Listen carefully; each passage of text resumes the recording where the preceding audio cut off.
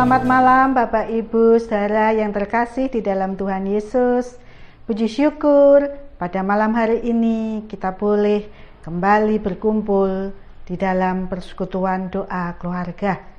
Ya, mari Bapak Ibu, kita akan memuliakan nama Tuhan dan kita akan memuji sebuah lagu Fajar yang baru sudah rekah.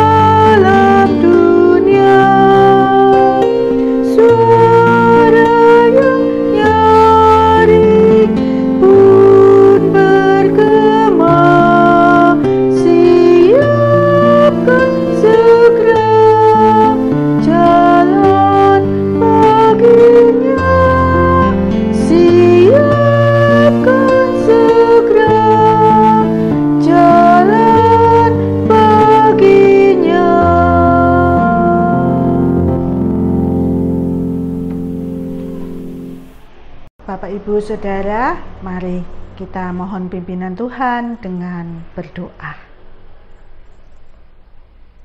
Segala puji syukur Tuhan kami panjatkan kehadirat-Mu untuk seluruh berkat, penyertaan dan perlindungan yang telah Engkau limpahkan bagi setiap kami.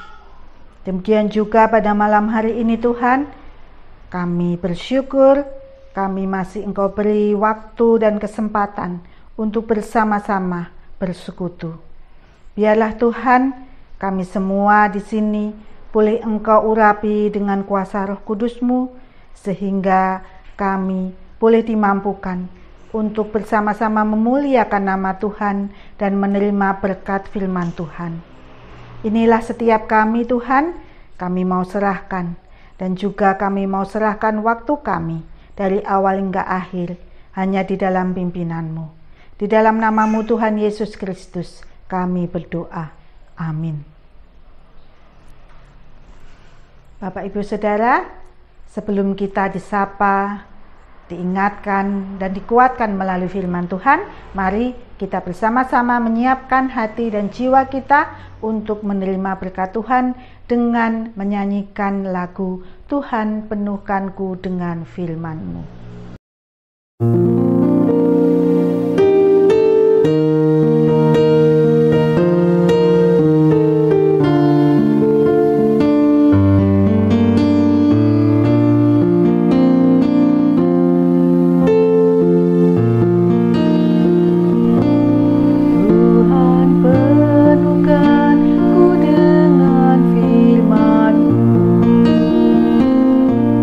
Tuhan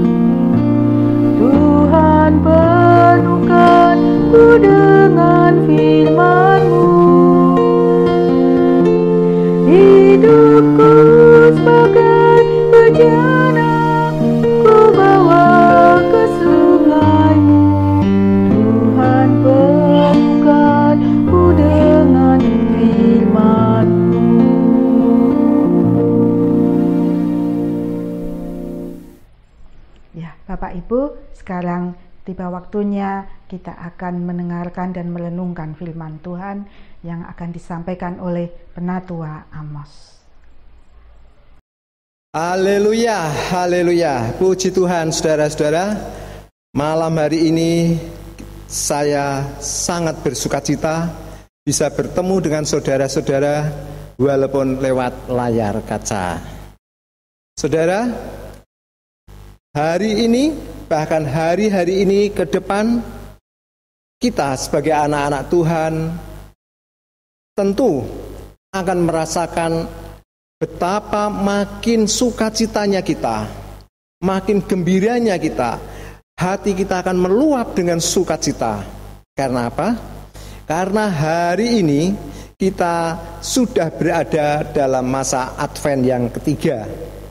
Seperti di depan saya ini ada 3 lilin yang menyala, yang menandakan bahwa hari ini tanggal 17 Desember 2020, harinya Kamis, kita malam hari ini persekutuan dari Gereja Kristen Indonesia. Beberapa hari lagi kita akan memasuki hari Natal, hari yang ditunggu-tunggu bukan hanya kita di Pemalang, tetapi seluruh umat Tuhan, seluruh dunia menantikan berita Natal itu. Saudara-saudara, pada malam hari ini persekutuan kita untuk firman Tuhan mengambil sebuah tema, yaitu sahabat yang tersingkir. Betapa susahnya, betapa sedihnya menjadi orang-orang yang tersingkir dari masyarakat. Hari ini, saudara, mari kita bersama-sama belajar dari kehidupan anak Tuhan, Rasul, murid Kristus yang semula berada dalam dunia yang tersingkirkan, dunia yang dianggap kotor, dunia yang dianggap najis, tetapi bagaimana orang yang dipilih, yang dipanggil oleh Tuhan itu. Mari sebelumnya kita tundukkan hati kita, tundukkan kepala kita datang kepada Tuhan untuk memohon Roh Kudus supaya menyertai kita, ada di antara kita. Saya antarkan berdoa. Tuhan yang kami sapa di dalam Tuhan Yesus Kristus, Engkau yang Maha Pemurah, Engkau yang Maha Kasih, yang tidak membedakan satu sama lain, manusia yang satu dengan yang lain. Apakah itu karena status, jabatan, kondisi? Tuhan tidak mau pakai itu, tetapi Tuhan mau pakai perbedaan itu untuk menjadi satu demi kemuliaan nama-Mu.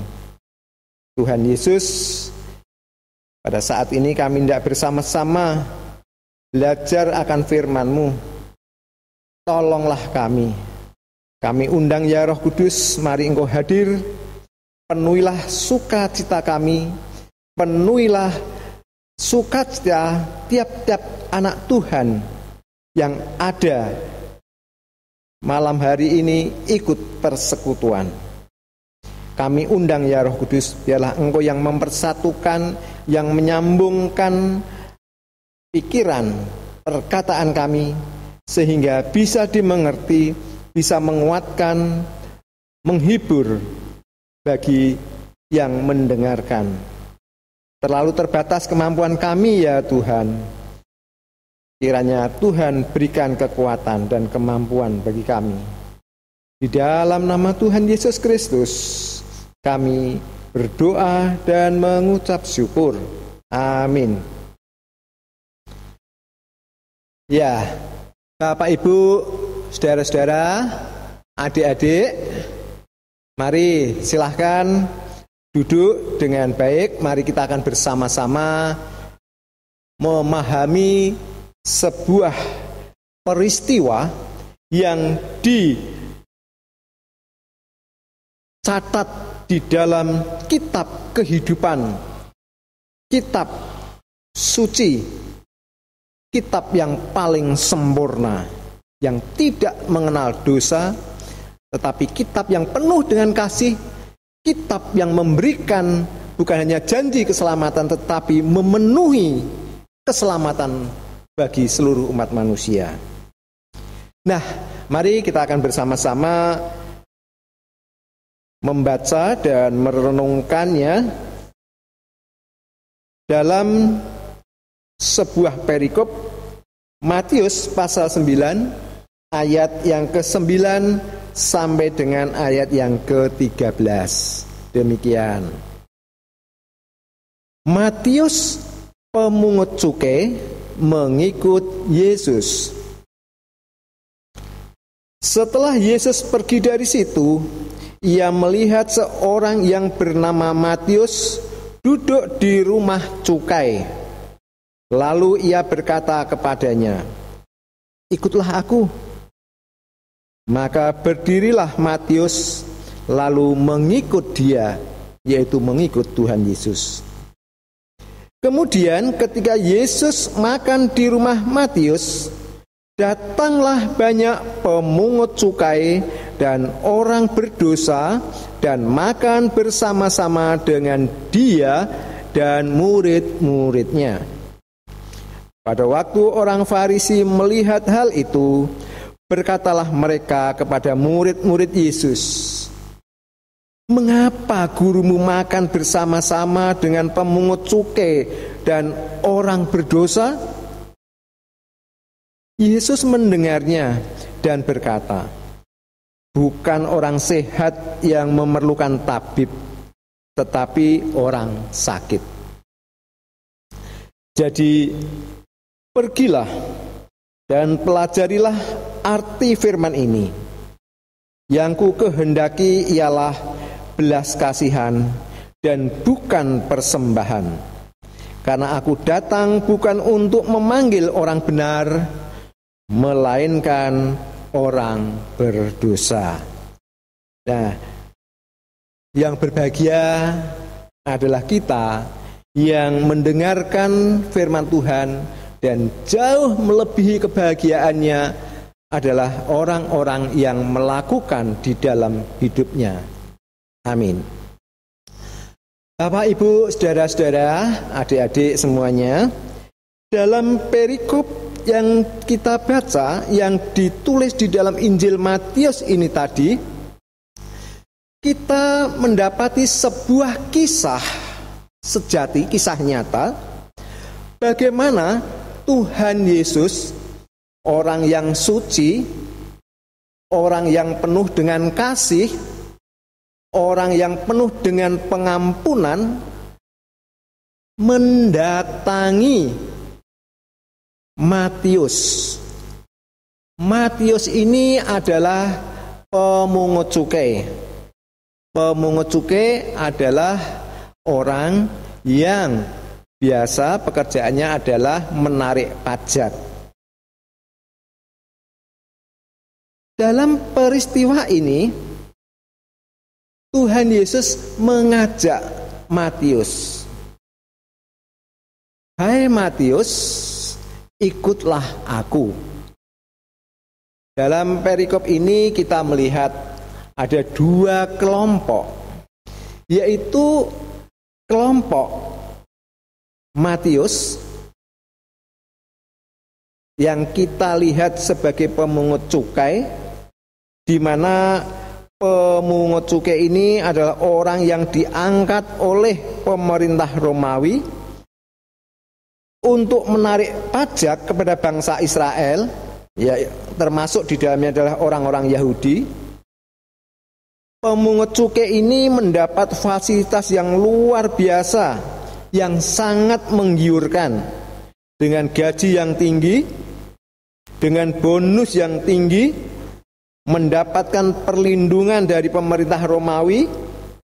Pemungut cukai ini menyenangkan penjajah. Pemungut cukai ini adalah, boleh dibilang adalah antek-antek penjajah yang digunakan oleh penjajah untuk memeras bangsanya. Maka tidak heranlah para pemungut cukai oleh masyarakat di sana dikenal, dipandang sebagai orang-orang yang cemar, orang-orang yang najis, orang-orang yang kotor, orang-orang koruptor, orang-orang yang memperkaya diri di tengah-tengah bangsa yang mengalami kesulitan. Pemungut cukai ini adalah orang-orang yang menyerap uang rakyat dari bangsanya sendiri. Para pemungut cukai ini adalah orang-orang pendosa besar. Mereka juga adalah disebut perampok dengan jabatan. Ya mungkin kalau sekarang perampok berdasi. Mereka, para pemungut cukai ini juga dianggap sebagai pengkhianat bangsa, sebagai sampah masyarakat, orang-orang yang mengeruk keuntungan, yang tidak punya belas kasihan. Saudara-saudara, Matius ini adalah salah satu dari banyak orang pemungut cukai.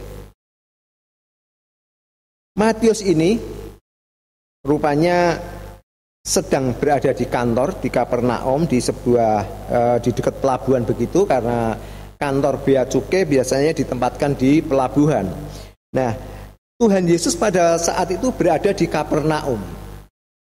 Pada waktu perjalanan Tuhan Yesus itu, Tuhan Yesus melihat dan Tuhan Yesus tahu persis bahwa Matius, orang yang diajak oleh Tuhan Yesus ini adalah pemungut cukai. Tuhan Yesus tahu persis. Lalu kalau kelompoknya Tuhan Yesus bersama para muridnya adalah orang-orang yang kita kenal dengan orang-orang yang penuh kasih, penuh belas kasihan, orang-orang yang peduli, orang yang peduli kasih, orang yang membela bangsa, orang yang taat beragama, orang yang punya hati kepada kesusahan orang lain, orang yang punya hati terhadap kesulitan orang lain, orang yang mengemban amanat kasih. Kelompok Tuhan Yesus adalah orang-orang yang membagikan kasih Allah dan orang-orang yang selalu menjadi saluran berkat Allah. Lalu mengapa, saudara, Tuhan Yesus kok memanggil Matius? Bukankah kita sudah melihat tadi status yang diberikan kepada orang-orang pemungut cukai? Mereka dianggap sebagai masyarakat atau sampah masyarakat yang tidak ada gunanya, yang hanya mengotori bumi mereka. Apakah Tuhan Yesus ingin mempermalukan Matius di tengah-tengah murid-murid Tuhan Yesus yang adalah orang-orang yang taat beragama? Rupanya Tuhan Yesus punya maksud. Tuhan Yesus tidak pernah punya maksud untuk mempermalukan siapapun, saudara. Tuhan Yesus tidak pernah punya maksud untuk menyengsarakan siapapun. Tetapi Tuhan Yesus ini datang kepada Matius. Jadi yang datang ini Tuhan Yesus. Anugerah itu datang dari Tuhan Yesus kepada Matius. Kita lihat bukan Matius yang berinisiatif datang kepada Tuhan Yesus, tetapi selalu inisiatif kebaikan itu datang dari Allah. Tuhan Yesus datang menawarkan perdamaian. Tuhan Yesus datang menawarkan kepada Matius sebuah perubahan, suatu status yang sangat jauh, yang bertolak belakang. Kalau dulu tatkala menjadi pemungut cukai, begitu dijauhi oleh banyak orang, dinistakan, dinajiskan, tapi Tuhan Yesus mau mengajak Matius menjadi orang yang bisa menjadi orang yang taat dalam keagamaan, orang yang peduli dalam keagamaan. Saudara-saudara, tema kita adalah sahabat atau orang yang tersingkir, ya, sahabat yang tersingkir. Siapa yang tersingkir? Seperti Matius tadi adalah orang-orang yang tersingkir dari masyarakat. Banyak di sekitar Kapernaum atau di sekitar Matius juga banyak orang-orang yang seperti itu. Dan juga banyak orang yang walaupun bukan mengiring Yesus, tetapi merasa dirinya seperti murid Yesus, atau bisa jadi malah mengambil peran seperti Yesus.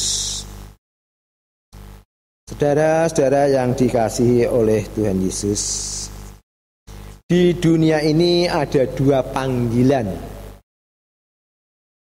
Panggilan yang pertama adalah panggilan dunia.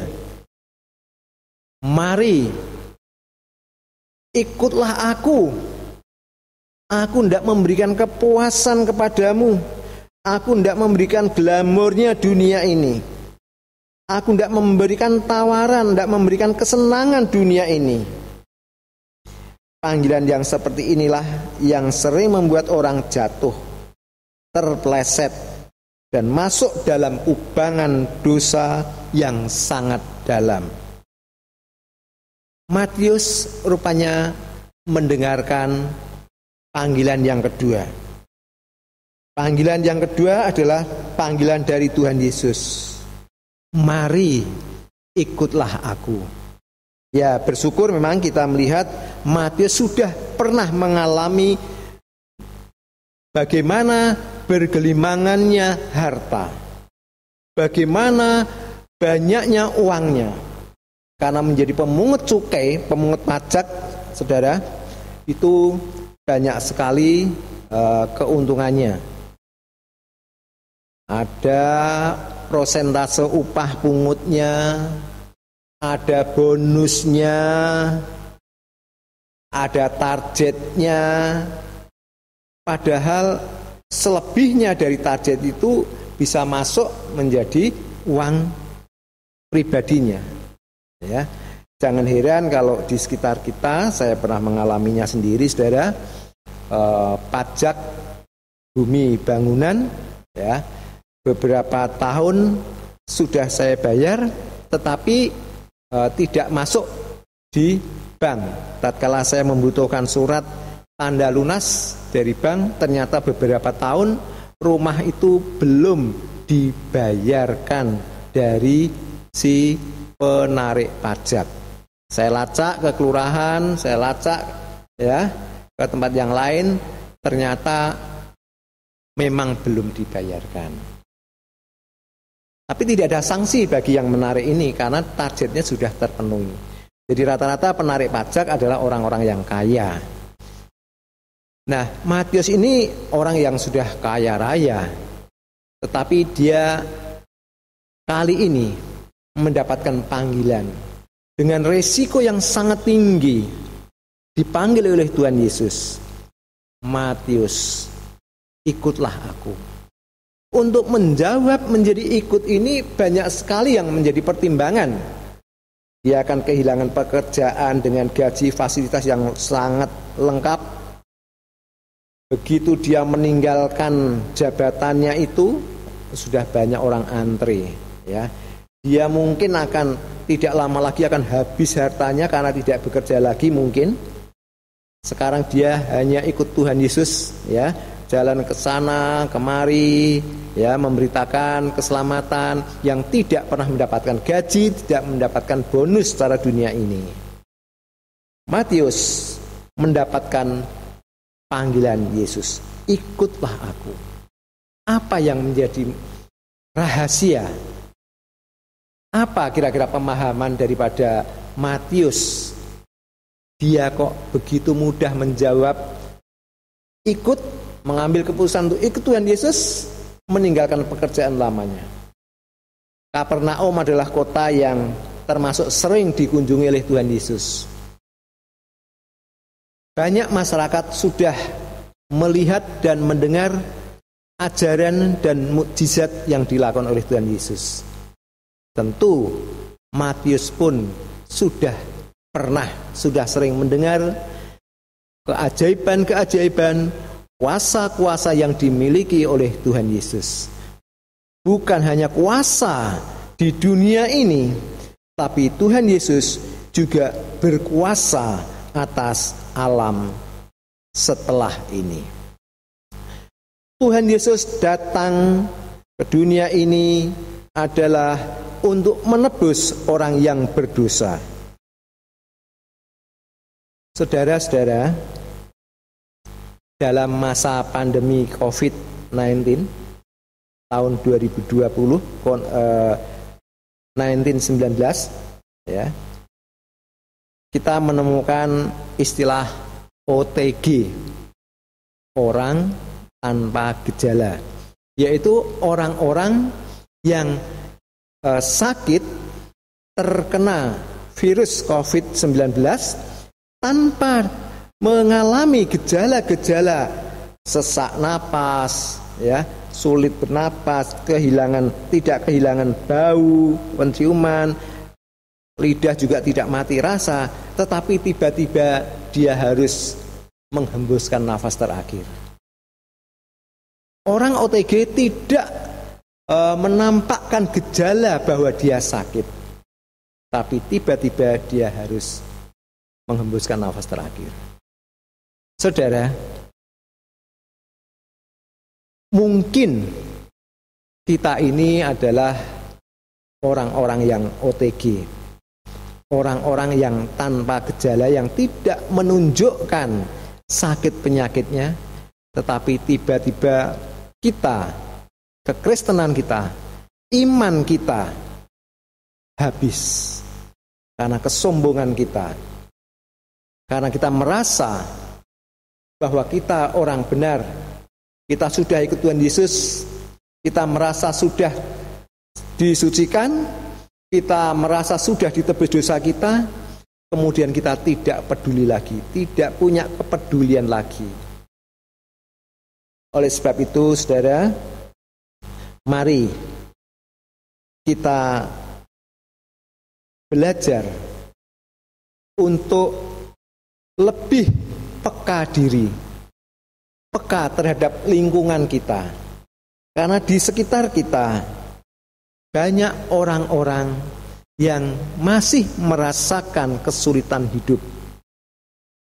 Banyak saudara tetangga kita yang mungkin harus menjalani isolasi mandiri.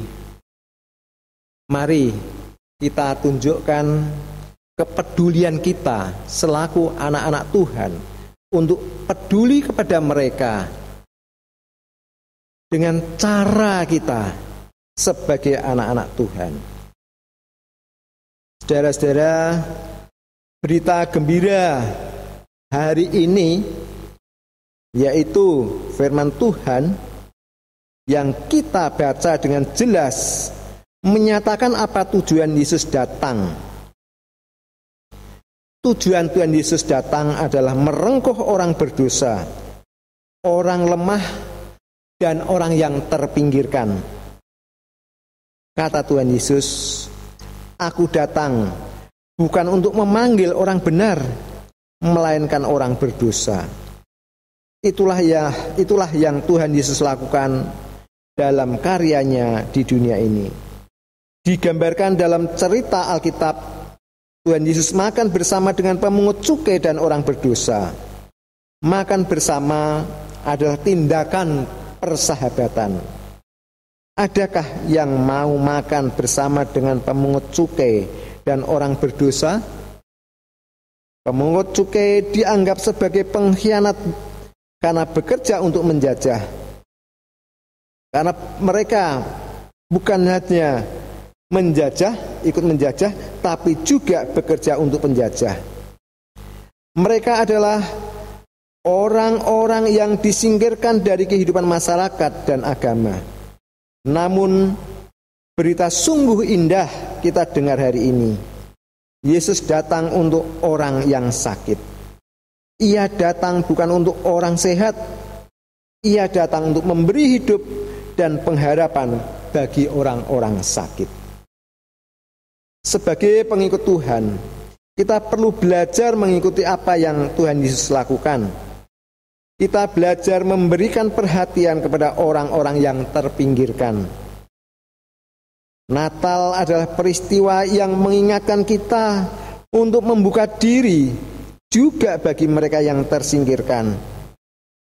Inilah saatnya kita merangkul semua orang, juga yang dianggap kurang berarti. Mungkin orang-orang itu ada di dalam rumah kita sendiri, seperti asisten rumah tangga. Bisa juga ia berada di sekitar rumah kita, tetangga kita yang kurang beruntung dalam penghidupan. Melalui Natal, Allah telah memberikan yang terbaik, putranya yang terkasih, untuk memberi hidup kepada manusia yang dianggap kurang berharga. Marilah kita membuang egois kita. Natal bukan untuk saya, bukan untuk ketenaran saya, bukan untuk kekayaan saya dan saudara. Sebaliknya, Natal berarti memberi apa yang saya miliki, yang kita miliki, bagi mereka yang terpinggirkan. Apakah yang mau kita lakukan bagi mereka yang terpinggirkan? Janganlah kita menjadi sahabat-sahabat yang menyingkirkan mereka. Tetapi marilah kita menjadi sahabat-sahabat Kristus yang merangkul, mengantarkan untuk datang kepada Tuhan Yesus. Natal, Allah membuktikan kasih-Nya kepada dunia. Sebagai anak-anak Tuhan, pengikut Kristus, mari dengan Natal kita pun merelakan sesuatu yang menjadi milik kita, yang kita kasihi, untuk saudara, teman, tetangga yang kurang beruntung, yang tersingkirkan, yang dianggap kurang oleh masyarakat. Kasih Allah sungguh luar biasa. Allah Maha Pemurah. Mari kita belajar meneladan kepada Tuhan Yesus yang merangkul siapapun. Selamat menyongsong Natal dan selamat menyongsong tahun baru juga. Tuhan Yesus memberkati kita. Amin. Mari saudara, kita masuk hening sejenak. Kita meresapi firman Tuhan. Ada satu tantangan, ada satu panggilan buat kita. Saat ini bisa jadi kita inilah Matius, orang-orang yang dianggap tidak layak, tetapi Yesus datang kepada kita, menawarkan ajakannya kepada kita. Kita sambut ajakan Tuhan Yesus. Mari kita masuk dalam saat hening dan nanti kita akan lanjutkan dengan doa syafaat. Akan saya hantarkan.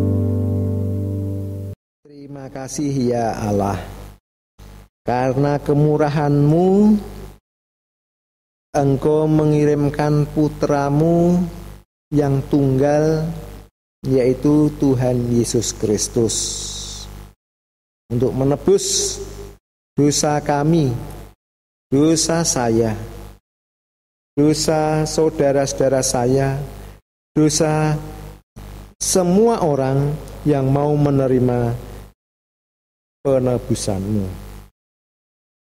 Terima kasih Tuhan. Terima kasih Roh Kudus, kiranya Engkau menguatkan kami yang lemah, Engkau menghiburkan kami yang susah. Tuhan Yesus, pada malam hari ini kami bersama-sama memohon kepadamu dalam satu kuasa dan dalam satu nama, yaitu Tuhan Yesus Kristus. Kami ingat kepada jemaat-Mu yang sudah memasuki usia lanjut usia.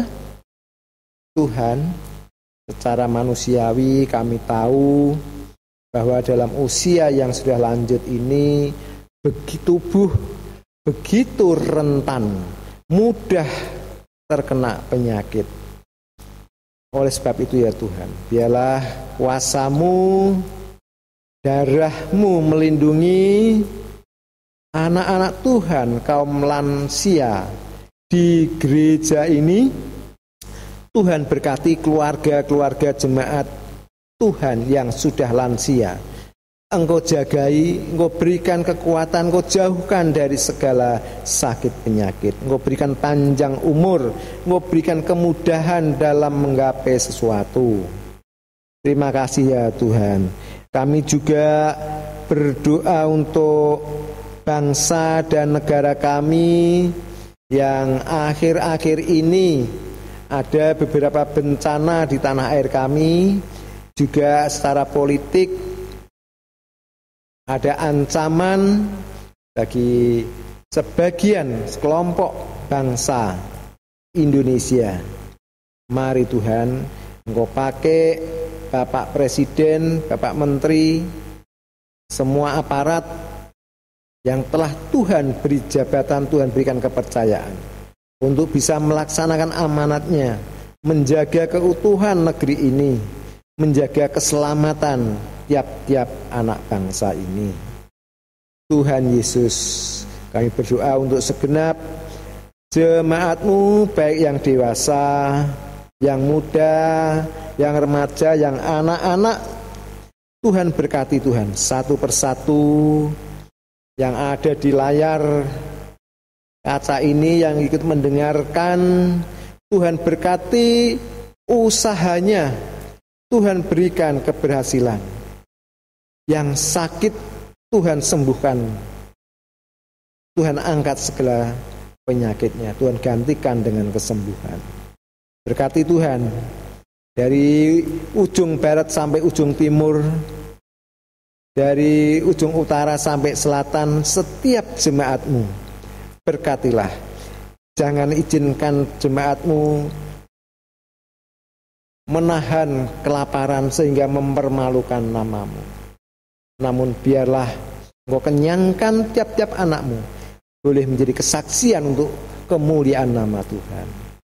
Terima kasih Tuhan Yesus. Terima kasih, kami berdoa untuk pendeta, untuk majelis, untuk karyawan gereja. Tuhan berkati semua. Terima kasih Tuhan Yesus. Berkati anak-anak kami yang sekolah, yang sebentar lagi akan menerima rapot. Dan biarlah kami juga boleh menerima kelepasan dari bahaya kekhawatiran kami akan virus corona. Tuhan angkat virus ini, Tuhan singkirkan. Biarlah kami boleh menjalani kehidupan dengan normal, kembali dengan baik seperti sebelum ada corona. Semuanya ini ya Tuhan kami mohonkan di dalam nama Tuhan Yesus Kristus. Kami mengucap syukur dan berdoa. Amin. Demikian Bapak Ibu Saudara, pemahaman Alkitab pada malam hari ini. Saya sampaikan selamat mempersiapkan diri menyongsong panggilan ajakan Tuhan Yesus. Selamat menyambut Natal, selamat merayakan Natal 25 Desember 2020 dan menyongsong tahun baru 1 Januari 2021 di rumah masing-masing. Jangan lupa kita tetap melaksanakan protokol kesehatan. Jaga diri, jangan lupa tetap terus berdoa. Terima kasih. Terima kasih. Tuhan memberkati. Amin. Bapak Ibu Saudara yang terkasih di dalam Tuhan Yesus, setelah kita menerima berkat firman Tuhan, maka kini tiba saatnya kita akan memberikan persembahan kita. Dan persembahan pada malam hari ini, Bapak Ibu Saudara dapat kumpulkan dengan beberapa alternatif sebagai berikut.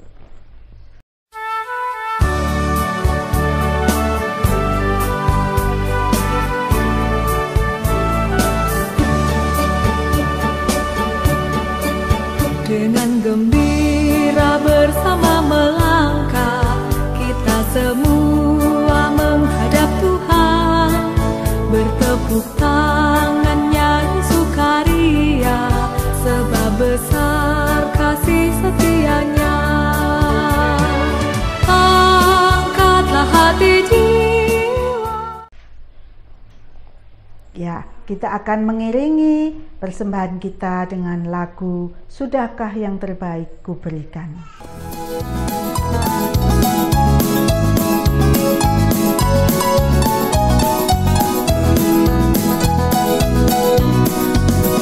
Sudahkah yang terbaik ku berikan kepada Yesus Tuhanku, besar pengorbanannya di Kalvari, diharapnya terbaik dariku.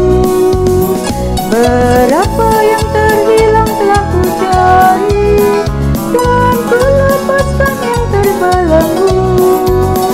Sudahkah yang terbaik ku berikan kepada Yesus Tuhanku.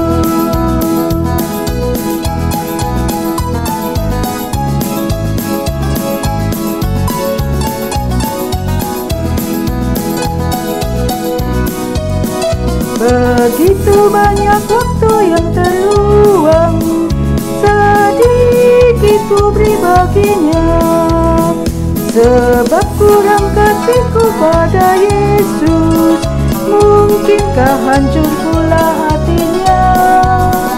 Berapa yang terhilang telah ku cari, dan ku lepaskan yang terbelenggu. Sudahkah yang terbaik ku berikan kepada Yesus Tuhanku. Bapak Ibu Saudara, mari kita akan membawa persembahan ini di dalam doa. Kita berdoa. Kami bersyukur Tuhan, jikalau di tengah-tengah persekutuan doa kami malam hari ini, kami boleh mengumpulkan persembahan kami. Kami mau serahkan persembahan ini Tuhan di dalam doa kami, kiranya Tuhan sendiri yang akan mengkuduskan dan melayakkan persembahan kami ini. Engkau juga yang akan memberkati tangan-tangan yang mengelolanya, sehingga persembahan ini boleh menjadi kelebaran kerajaan-Mu di muka bumi ini melalui gereja-Mu.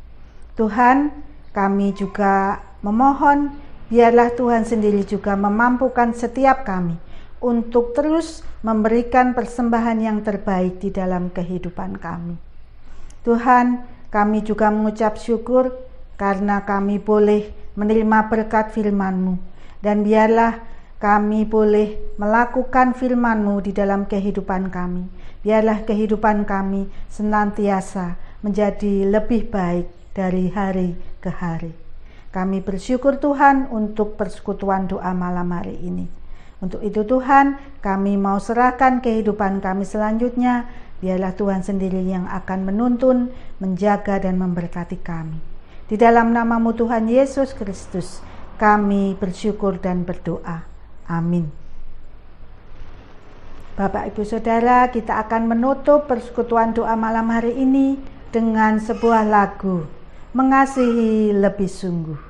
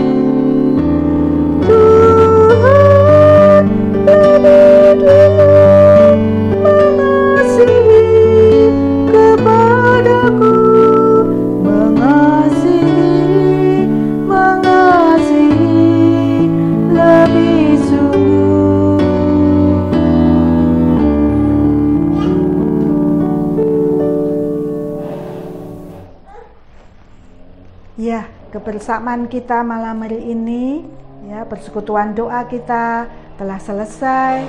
Oleh sebab itu, marilah kita menjadi pelaku-pelaku firman Tuhan.